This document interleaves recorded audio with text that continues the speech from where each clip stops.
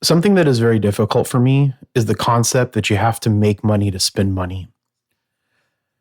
There is this notion that in America, to be able to build a big business, you have already had to start a big business or a small business. There's also this notion that in America, that everyone can achieve whatever they put their mind to. For most people, this isn't the case. There is the story that Trump's father gave him $1 million as a small loan, which in the scheme of things, it is a pretty small loan. Then there's Jeff Bezos. He's worth $110 billion or somewhere around there. And yes, that's with a B. He had an adopted father who worked as an engineer for Exxon. It is reported that his parents gave him $300,000 to start Amazon. That's worth about $500,000 in today's money. Can your parents give you $300,000 to start a business? However, this is not always the case. John Paul from Paul Mitchell, he lived in his car while selling shampoo door to door. Du Wan Chang worked 3 jobs saving up to start his first store, which later went on to become Forever 21. Ursula Burns grew up in the Lower East Side of Manhattan, and now she runs Xerox. These are real people that worked their asses off, and that's great. But do their companies help people like them to make it easier to start a business? I don't have anything against these individuals. We do live in a capitalist society. But big businesses don't usually help small businesses the way that they should, and they don't help the communities that they serve, at least not in the way that I think that they should.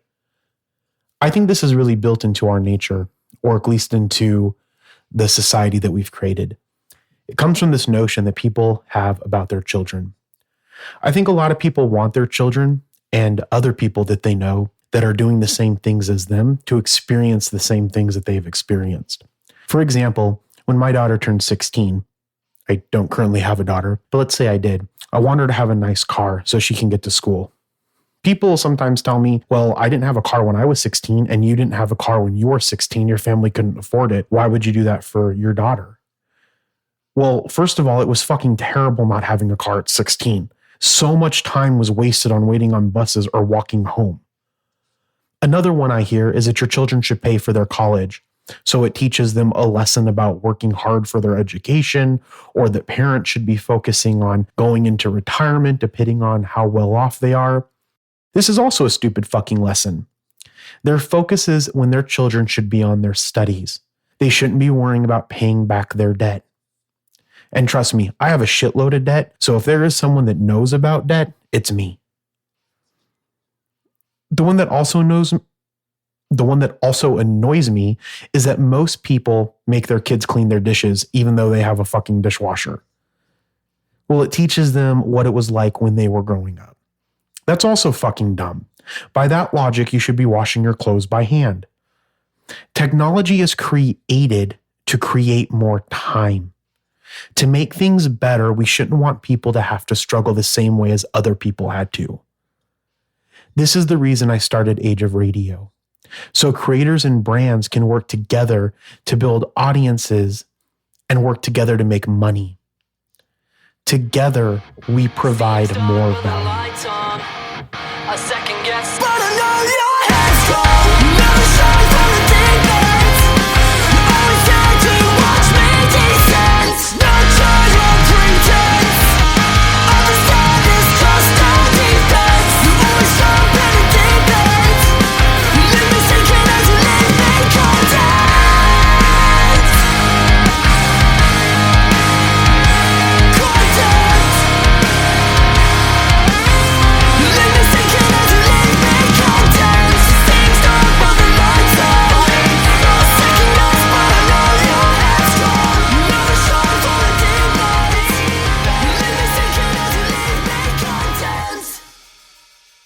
This episode of Age of Jeremy is brought to you by Mutant League Records. Established in 2012, Mutant League Records has released albums for seminal pop-punk groups such as The Movie Life, Seaway, and Alistair. Head on over to mutantleaguerecords.com and check out all of their amazing artists.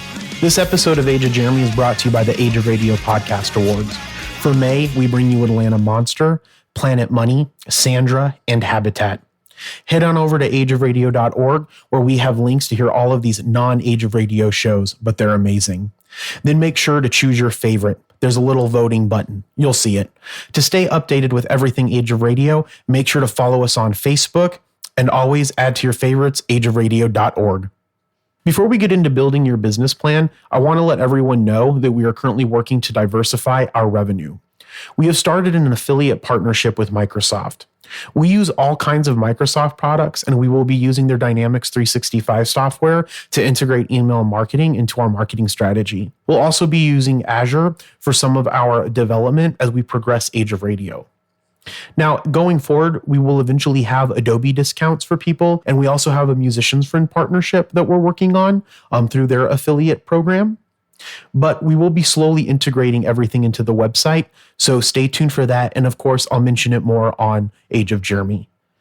Age of Radio over the next 20 years will grow to be one of the most well-known brands in audio, sound, and providing tools and resources for people to share their stories within podcasting or any other medium. We hope that you will build a strong relationship with our brand and continue to purchase from us into the future. And that's the reason why we started the affiliate program, to provide resources to you based off of the products that we currently use to build our business. All good business plans have at least the following sections. Now, I did mention this last episode. Those sections are your mission statement, an executive summary, an overview of the company, an analysis of the industry, an analysis of your customer, an analysis of your competition, a marketing plan, an operations plan, an organizational structure, a financial plan, and then an appendix. This is the charts and stuff. Last time we talked about your mission statement and we talked about it in an executive summary. Now it's time to give an overview of your company. In this section, you want to tell what your company is. So what is Age of Radio? Well, Age of Radio is an LLC that is a subsidiary of a corporation called October Revolution Corporation.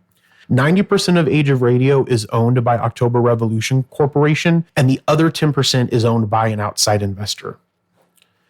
You want to go over what your current products are. In our business plan, we cover our shows and our key metrics. So when I made that, we currently had Age of Jeremy, we had JV Impacts, and we had Bones on Sports. If I was to redo this now, we would add Learning to Curse as part of the syndicate.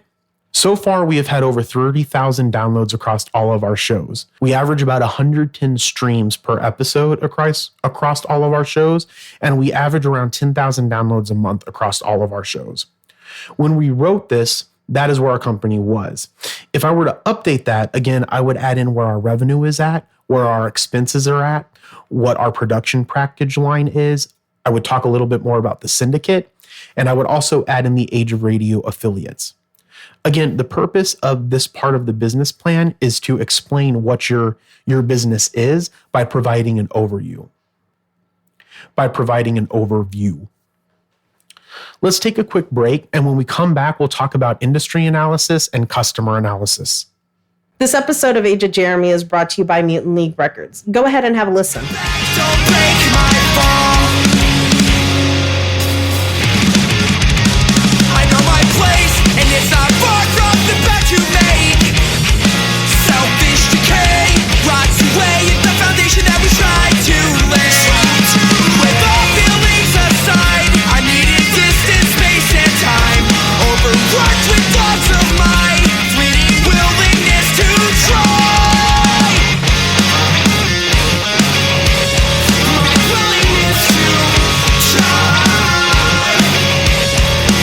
Step aside. That was Step Aside by the band Belmont. It's out now.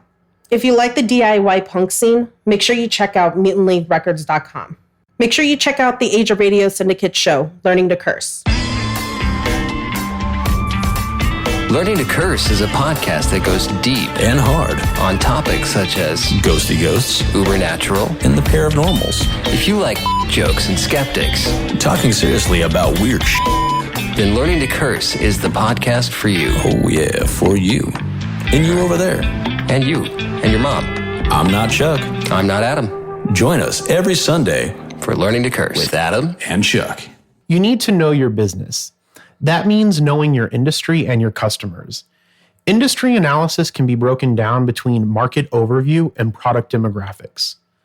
Some of the product demographics may overlap with what you consider your customer demographics, but you should be able to segment it off. The age of radio market is as follows. 40% of the US population has listened to a podcast. 86% listen to all or most of each podcast episode. 42% listen to the entire episode. 3% only the beginning, 11% less than half of the show, and 44% most of the episode. Podcast advertising revenue grew at a double-digit rate from 2015 to 2016. So this is at a part of the industry that is kind of going up the wave or in the middle of rising. So it's just at an infancy part. So getting a podcast as part of your overall business strategy, even if your business isn't in podcasting or creating shows, is a great way to add content to your marketing plan. But anyways, that double-digit rate is in the advertising revenue. And again, that's from 2015 to 2016. For the product demographics, I focused on podcasts, even though we're working on developing audio plugins, microphones, and some specific hardware for resources for creators and brands. But when I made the business plan, because we're really only making the podcast right now, that's really what I focused on. So if we look at some of those podcast demographics, 51% of podcast listening is done at home. 22% listen while they're driving in a vehicle. Podcast listeners subscribe to an average of 6 shows, unless you're like me, where I subscribe to tons and tons of shows, or from Adam or Chuck from Learning to Curse, they subscribe to a shitload of podcasts, especially Charlie. Listeners listen to an average of 5 different shows per week, which is very true because I usually listen to a show on my way home from work. Again, I do have a longer commute than most people. My commute's between an hour to an hour and a half. Podcast listeners, 86% listen to all or most of each episode, like we said before. And podcast listening on a computer went up from 29% to 31%. Smartphone listening went from 71% to 69%, respectively. So smartphone listening went down while computer listening went up. I'm not really sure what caused that. We could probably deep dive into what might have caused that, but not really relevant for right now because you might not be doing a podcast as a business. And the point of this is just to understand what an industry analysis is and why it's important. And then 65% of monthly podcast listeners have been listening for less than 3 years. Comedy is the most popular podcasting genre, followed by education and news, which we don't have any of those as of yet. I guess you can consider Learning to Curse comedy. It's kind of toilet humor or mature humor, I guess. But I guess we're all guilty of enjoying that occasionally. So you also need to understand each product that you have and how it plays into your entire market. So this is what's called an industry analysis. Then what you're going to do is you're going to look at what your customers are, and this is called a customer analysis. You want to specify out what those demographics, what the demographics are based on above and how they apply to your specific customers. So for example, our target customer right now, based off of what I know about the people that listen to us on Facebook, there's not a lot of analytics to look at for the people that actually subscribe to the podcast. But then what Nielsen has for podcasts as a whole, we decided that this is where our focal point's going to be. So 56% of our target customers, men, 44% of our target customers, women. Household income, so that's combined income of the entire household, is over $75,000. Most of the people that listen to podcasts and the people that we're targeting have a 4-year college degree or are in some way working towards a 4-year college degree. They're also very active on social media, such as Snapchat, Instagram, Facebook, Twitter, so forth, musical.ly. And they subscribe to streaming services such as Netflix, Amazon, Hulu, and they own a smart speaker such as a Google Home or Amazon Alexa. So if you look at this, this is really everything that would fit me as an individual of me choosing to listen to podcasts. So I would be an ideal candidate for a target customer if you were selling a podcast or some type of podcast resource, because I have a 4-year college degree. We make way over $75,000 in the household. We are active on social media. We have Netflix. I have Amazon Alexa. I have tons of Google services. We don't currently use Hulu. We have Amazon. And Amazon Alexa is the smart speaker, Amazon Echo. And I am very brand loyal. And I follow a lot of my brands on social media. The other things that you would want to consider that are considered in this presence, a lot of these people, they are beer households. I don't personally drink beer, but I normally would fall into that. I just don't drink it because of past experiences with alcohol. Most of this target demographic are going to have babies in the house, so baby food is prevalent. And then they would have more bottled water rather than using the water out of the sink. And essentially, that's kind of to say that they're above this middle average income place. Now, the goal, though, is to be a brand. This is a little bit off the topic, but if you're going to be a really good brand, what you want to do is part of your overall business strategy, you start getting money, try to find those people that are right below this target market and lift them up out of that level. Because if your corporation or your brand looks at that target customer and it says that, okay, there are people that don't have clean water. There are people that don't know anything about streaming services such as Netflix, Amazon, Hulu, and so forth.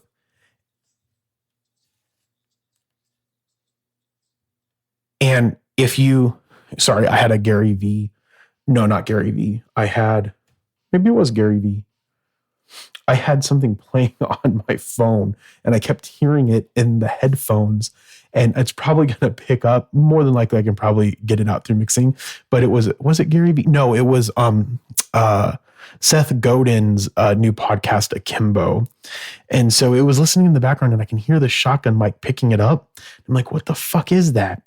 So maybe I'll see if I can find the sound within the podcast and I'll amplify it so you can hear it. But I was wondering what it was. I thought it was people outside, but then I was like, that's really, really strong for picking that up. I don't know if it's going to pick it up because it's a shotgun mic, but I could hear it in the headsets. But anyways, so if you're a brand, you would take those people that are right out of that or in the poverty section, and you would educate them on how to lift them up, how to teach them about streaming services, find solutions for them to get those streaming services, find solutions to how they would use Amazon Alexa, find ways to help them with their education and increase their household income. And if you do this, then they would be more likely to become one of your listeners, in this case for the podcast. So that's something to keep in mind, that you want to create your target customer as you find out what that target customer is. And this goes through this concept of customer education, which some brands master really, really well. And that's a really big part of what I want to do. And a lot of the customer education plays a lot more with wealthier clients, whether it's in banking or whether it's in luxury brands. And that's might be because of the education that goes along with it, that a lot of individuals that are in poverty or don't have the 4-year college degree or even a high school degree, they don't educate themselves the same way that people that are educated are, and they miss out on a lot of opportunities. And that's unfortunate. When corporations and brands that have money, they can definitely give back to these types of things and create better individuals in society. And then in the long run, those people are going to buy from you anyway. So it just boggles my mind how people don't understand this concept. But to get back on track, when we write ads, so we use a lot of ads through Facebook right now because Facebook is inexpensive. You have to spend at least $1 a day on an ad. Most of our ads are boosts of our episodes. I was spending a lot of money. JV Impacts spends a lot of money on Facebook ads because we need to have that concept of ubiquity of JV Impacts being everywhere. So for instance, I think it was his mother-in-law said, if I see one of John's damn videos one more time, I'm going to break my phone. We are everywhere on social media. And that's important because now people resonate with or see this brand all the time, and it starts to take on a life of its own. And that's really, really important. But when you're looking at the ads, you want to incorporate tags within the ad of who you're trying to target. And so you would take certain targets from this list of the customers that you put into this customer analysis, and that's how you can target the customers that are more likely going to be interested in your brand. And then as you get more developed at marketing, where your business starts to take on and you have more revenue coming in, then what you do is you're able to look at these customers that you currently have, ask them questions, get to know them, and then create things better for them. A lot of people a lot of customers, they have this notion, and this is because of the way that marketers work and the way that salespeople work, is that we don't want to have relationships with these brands. Now, a lot of people think that millennials move a lot of their work. And so when you're a salesperson, especially if you have a millennial that's a salesperson, they're not going to stay around long enough. It's going to change. That happens in the bank that I work with a lot. A lot of people think that most of our branches are training branches because the people flow through there. Well, no, it's that people don't want to fucking stay working there because they get paid shit. So they try to move where the money is. No one's going to stay in a job forever making $10 an hour, at least not traditionally. Most people are going to want to take on and learn new skills. Most people want to learn more money or earn more money, and they're going to want to move up with their company. So I think that customers have to do a good job recognizing that, but brands have to do a better job realizing that if we build relationships with people, then it makes it easier to sell them things because you're not actually selling them anything. You're understanding what their needs are and you're trying to provide a solution. And when you can provide that solution, they're going to get that solution from you. Because the problem is that everybody can do it cheaper now. Everybody can do it less expensive. In fact, it's funny because Seth Godin, I think that's how you pronounce his name, the gentleman that does the podcast Akimbo, he has been an entrepreneur. He has a fantastic blog. He's very good with society and culture, which is one of the reasons why I like listening to him, because I grew up in a non-culture environment. So I sometimes feel that my culture or my understanding of society and culture isn't as, I guess, intellectual as it could be. So I like listening to him because he's very in that, I would consider him like an older hipster type of person, and which is fine because he has a lot of knowledge to give to people. But he talks about this concept in some of his speeches that he does, where banks can give lower interest rates. We'll use banks for example because I work for a bank. Banks can give lower interest rates. That's really lowering the price of loans, right? People can give things for less fees. When you build a relationship with someone, and you can actually provide them a solution to their service that's better than how someone else can provide them for that service, they're probably going to pay more. And that's really important to understand with your business. That's why it's really important to understand your customers. You just don't want to go out there and sell shit to people. You want to go out there and understand the people that follow you and believe in your brand, and then they'll buy stuff from you over time. The other thing that you want in your business plan is what are those customer needs, because you want to solve those. So through a lot of thinking, I created a loop. It's called the listener, creator, and brand loop. And the concept is that our customers are segmented in these three specific categories. We have the people that listen to our podcasts. So what do they want? They want entertainment. They want to listen to the podcast. They want to know about new podcasts, and they probably want to know about podcast events, things that they can go to and interact with a community of people that listen to podcasts. But then we have creators. Creators need tools. They need analytics. They need knowledge of how to make money from their podcast and how to share their podcast. They're a mix of hobbyists. They might be professionals. They need to learn how to build their brand. And then we have brands. Brands may be creators trying to build a business or a business looking for a new medium to distribute content. For the latter, they need to understand about branded podcasts. They need to understand how content marketing works and how to either drive people from their medium to their brand or to make money from the medium itself. So what I mean by that is that if I have we'll just use a bank as an example. If I wanted to really make some great content marketing for the bank that I work with, I would go to the bank and I would say, hey, I got this really good idea for content marketing. Let's make a podcast about education. In fact, our wealthy portion of our bank, most of you probably know where I work by now, but you'll be able to figure it out from this. From the wealthiest part of our bank, it's called Abbott Downing, and that's for ultra high net worth clients. It's people that have $50 million and above.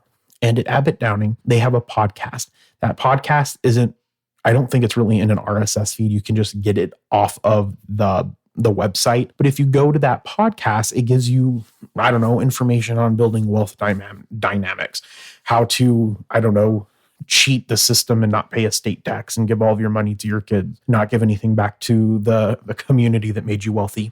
Anywho, that would be a form of content marketing. It's not designed to, in and of itself, bring money. It's designed to build better relationships with the people that are interested in your brand. And because of that, over time, they're going to purchase from you because that creates trust and it creates this understanding that you are an expert in your field. The other type is, though, let's say the bank that Abbott Downing, the same bank, the wealth management bank, they released like a family planning magazine, once a month. And that family planning magazine talked about how to use family private foundations and how to introduce corporate foundations as part of your structure. And it interviewed people around the country. And Wells Fargo, that's the bank that owns Abbott Downing.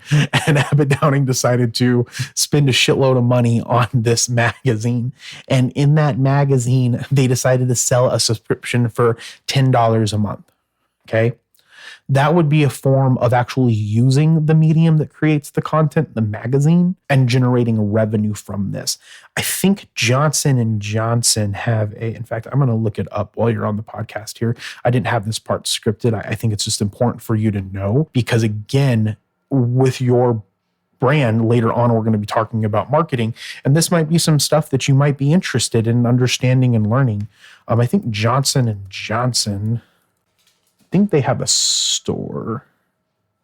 Yeah, it's called johnsonsbaby.com. So I think johnsonsbaby.com is a store that's designed specifically for babies and everything baby. And you buy stuff off of this website, but I don't think that everything on it is just Johnson & Johnson, but it like puts them in this place where you're looking at it like, okay, I just went to bedtime. So johnsonsbaby.com, and you go to baby bedtime. Your baby's sleeping habits will change as he grows. Sometimes it'll help sleep a lot, sometimes not so much. And then it has all of these different like baby sleep guide and video, tips for toddler sleep, how to get your baby to go to sleep, explore app features, because apparently there's a bedtime app.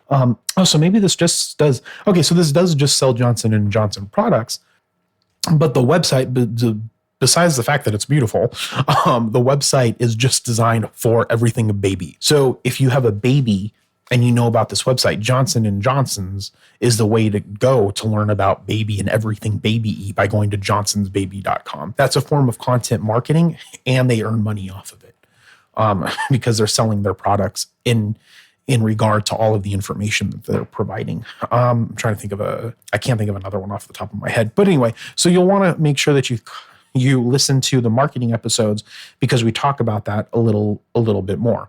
But the idea of this loop between listeners, creators, and brands is that what's interesting about podcasting or YouTube channels, or especially millennials, because most of them have a side hustle. Most of them are entrepreneurs or freelancers. I don't really think a freelancer is an entrepreneur. An entrepreneur really I think an entrepreneur sometimes solves a problem that's missing, and then they create residual income from it, essentially. Anywho, I haven't created any revenue from it, so I'm not really an entrepreneur in this. I guess I'm just a hobbyist or a professional.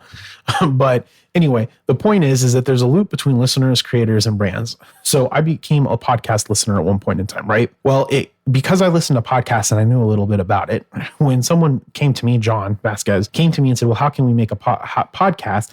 I knew how to do podcasts. And then I became a creator. Okay. And then over the course of a year, now I became a brand. Not only am I the Age of Jeremy brand, which needs some brand work, but I'm also the head of Age of Radio. And as we're building Age of Radio. So any listener can become a creator, and any creator can become a brand. And that's important for Age of Radio, because if we build these great relationships with people, I've reached out to Girl in the Valley podcast, Patricia Calhoun, I think her name is. We're trying to work on getting her on our network. I kind of fucked up, though. I fucked up on the scheduling of our meeting, and I wasn't able to get off of another meeting in time, and I wasn't able to talk to her. So if she's listening, which maybe she is, if she's listening, I apologize, and I hope that we can make this work out. But Girl in the Valley podcast, Farnoosh Money, I think it is So Money with Farnoosh is the name of the podcast. I've reached out to her because I enjoy listening to her. I reached out to Two Girls, One Podcast. That's a really good one. And then I've reached out to Katie Maggio Lifestyle 10. I think that Katie Maggio will come on.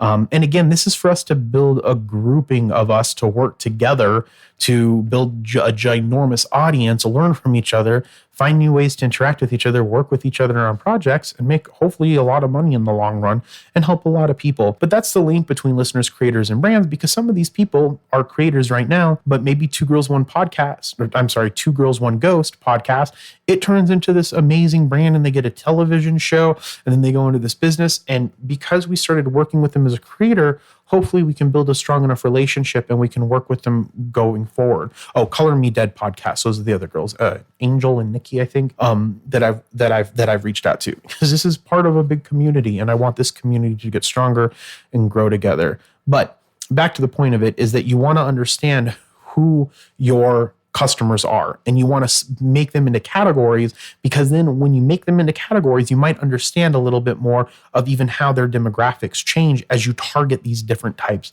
of customers. Now, this part takes a really long time. It takes a lot of research, especially if you've never done any industry analysis or customer research. I would recommend going to your local university and looking at what textbooks they have on marketing and customer marketing, or go online and look at sales marketing and building marketing campaigns. And because within that marketing campaign, they're going to talk a lot about industry analysis and about the customer segmentation, and you're going to want to understand that. And then also, if you have some money, it's kind of expensive. I don't know exactly how expensive it is off the top of my head, but Hoovers, HOOVERS.com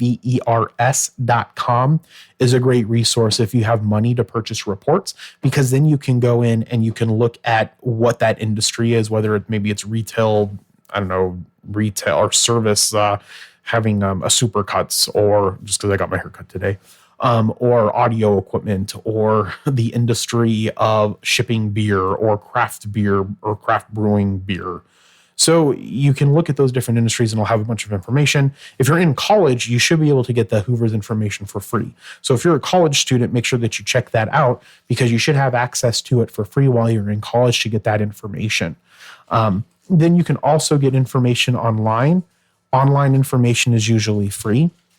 So make sure that you go to Google, look up the industry. You can, depending on if it's media, there's Nielsen's. That's where I got a lot of my information from. But there's all kinds of businesses out there. But anyways, so utilize the resources that you have, and libraries. Libraries are phenomenal. So always make sure that you check out libraries, because they'll have a bunch of these resources, and they may even have access to Hoovers for free, and a periodical company called LexisNexis. That's a really good one as well. Next time, we're going to continue to build your business plan. If you're listening to this in the morning, have a good afternoon. If you're listening to this in the afternoon, have a good evening. And if you're listening to this in the evening, have a good night.